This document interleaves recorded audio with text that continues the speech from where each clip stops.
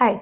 एक common query जो हमसे पेशेंट्स पूछते हैं जब उनका आईवीएफ का ट्रीटमेंट कहीं पे भी चल रहा होता है कि ये जो हमें ब्लड थिनर दिए गए हैं ये तो हार्ट पेशेंट को दिए जाते हैं, हमें क्यों दिए जा रहे हैं। तो देखिए, सबसे कॉमनली जो प्रिस्क्राइब्ड मेडिसिन होती है वो तो है इकोस्प्रिन। इकोस्प्रिन एक तरह की ब्लड थिनर है और ऐसे ही इंजेक्शंस होते हैं हेपेरिन के इंजेक्शंस। ये दोनों ही खून पतला करने का काम करते हैं। तो दो चीजों का एक बहुत डाउट होता है कि हमें हार्ट की प्रॉब्लम नहीं है तो ये क्यों दिए जा रहे हैं, और दूसरा, डॉक्टर साहब इससे ब्लीडिंग हो गई तो हमारे बच्चे को कोई नुकसान तो नहीं होगा। तो सबसे पहली बात तो समझते हैं कि ये खून पतला जरूर करती हैं, पर ये इतना पतला नहीं करती हैं कि जिसकी वजह से अपने आप से ब्लीडिंग आपको किसी भी बॉडी पार्ट से होने लग जाए। सेकेंड, हार्ट पेशेंट्स के लिए इसकी डोज जो होती है वो ज्यादा रखी जाती है। हमारे लिए क्या रोल रहता है ब्लड थिनर्स का और इसे कब तक लेना चाहिए।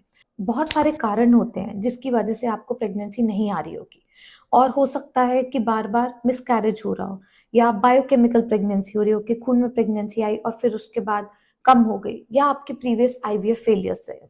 अब पूरे स्पेक्ट्रम को अगर हम स्टडी करते हैं तो उसमें एक कारण जो पाया गया है वो होता है कि कुछ कुछ विमेन की ब्लड क्लॉटिंग टेंडेंसी ज्यादा होती है। तो इसमें जो है खून वो गाढ़ा हो जाता है। तो जब प्रेगनेंसी आती है वैसे भी खून गाढ़ा होता है, पर जिनमें ऑलरेडी डिसऑर्डर होता है खून इतना गाढ़ा हो जाता है कि यूट्रस को ढंग से ब्लड सप्लाई नहीं जाता और उसकी वजह से बेबी का डेवलपमेंट नहीं हो पाता। तो या तो आईवीएफ फेल हो जाता है, या प्रेगनेंसी आती है, कुछ टाइम तक बढ़ती है और उसके बाद बीटा एचसीजी लेवल्स फॉल हो जाते हैं। कभी कभार धड़कन आके भी धड़कन जा सकती है।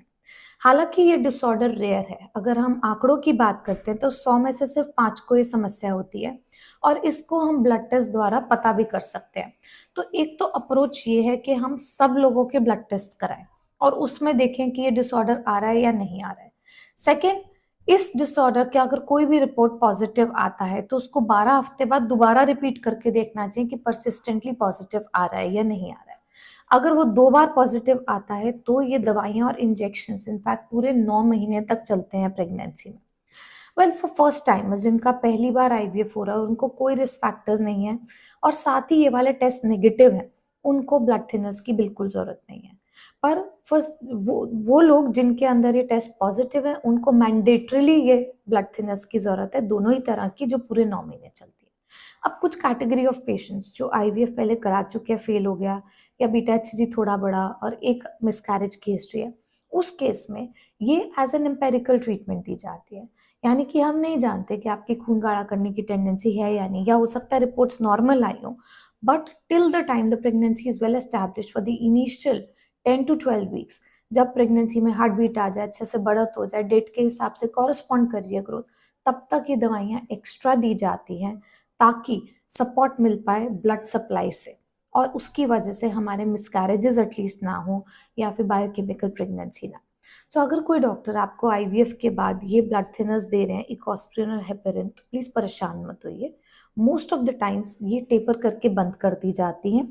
कभी कभार इकोस्प्रिन कंटिन्यूड रहती है अगर आपका कोई हाई रिस्क हो, जैसे कि शुगर है, बीपी है, ट्विंस है, तो उस केस में, या यूट्राइन आर्टरी के फ्लोज आपके ऑलरेडी अल्ट्रासाउंड के 3 महीने पे खराब आ रहे हैं, तो उन केस में इकोस्प्रिन कंटिन्यू रहती है। But heparin most of the time बंद हो जाता है अगर एम्पेरिकली दिया हुआ है। और अगर कभी ब्लीडिंग हो भी जाती है तो देखिए, इस वजह से ब्लीडिंग नहीं होती है, ये समझने वाली बात है। इकोस्प्रिन का डोज बहुत लो है, उसकी वजह से या हेपेरिन की वजह से bleeding is not a side effect. So yes, अगर आपको subchorionic bleed and for some indication, some reason this is being given to you, it can be safely continued in pregnancy also. और कुछ time अगर बंद करते हैं तो ऐसा नहीं है हमारा सारा पॉजिटिव इफेक्ट चला जाता है। कभी कभार ब्लीडिंग पे परेशान होकर 2-3 दिन नहीं भी लिया तो it is not that big a thing, वो आप आगे कंटिन्यू कर सकते हैं। पर अगर ये इलाज ब्लड टेस्ट की वजह से दिया गया है तो आपके पास कोई चॉइस नहीं है, आप इसको बंद नहीं कर सकते हैं। साथ ही कुछ डिसऑर्डर्स होते हैं जैसे ऑटोइम्यून डिसऑर्डर्स हैं, उनमें क्या होता है कि मैंडेटरी होता है कि ब्लड थिनर्स दिए जाएं, तो अगेन आप उनमें स्टॉप नहीं कर सकते। अगर आपका भी ब्लड थिनर्स का ट्रीटमेंट चल रहा है तो आप बेटर है कि उसके साथ अपने आप फिडल ना करें, डोजेस में मिस ना करें, उसको वैसे ही लेते रहें नियमित रूप से जैसे आपके डॉक्टर ने बताया। जैसे उन्हें अप्रोप्रिएट लगेगा, जब अल्ट्रासाउंड ठीक आने लग जाएंगे, वो इनकी भी डोज हो सकता है टेपर करके बंद कर दें। So don't doubt the treatment that has been given after IVF. कुछ सेंटर्स बहुत ज्यादा ट्रीटमेंट देते हैं, कुछ बहुत कम देते हैं, सबके अपने अनुभव हैं और साइंटिफिक बेसिस है। अगर आप साइंटिफिक लिटरेचर की बात करते हैं तो सिर्फ और सिर्फ प्रोबेबली प्रोजेस्टेरॉन एक ट्रीटमेंट है जो कुछ अमाउंट में देना चाहिए, वो भी नेचुरल साइकिल में हो सकता है, कुछ भी ना दो। इस तरीके की भी पॉलिसीज है कुछ कुछ कंट्रीज में। बट मैं हमेशा एक बात बोलती हूँ कि ये जो आप ट्रीटमेंट करा रहे हैं इसके साथ बहुत सारी उम्मीद भी जुड़ी होती है। तो अगर कुछ दवाइयों से हम चाहे 100 में से 5 लोगों को ही फायदा दे सकते हैं, वी बिलीव हमें वो देना चाहिए। बट हम हमेशा बता के देते हैं कि आप में कोई प्रॉब्लम नहीं है, ये इलाज एज एन एम्पेरिकल ट्रीटमेंट दिया जा रहा है और इसको हम बंद कर देंगे एज अर्ली एज पॉसिबल। अगर आपके कोई भी ड्रग के साइड इफेक्ट्स होते हैं तो तुरंत अपने डॉक्टर को रिपोर्ट करें। They will decide which one is absolutely necessary, which one can be stopped. But don't skip on your medicine after IVF, वो आपकी प्रेगनेंसी के लिए अच्छा नहीं रहेगा। अगर आपके और कोई सवाल हैं, आप हमसे कंसल्ट करना चाहते हैं, हमारे व्हाट्सएप नंबर नीचे अवेलेबल है। We would be happy to help you. Thank you.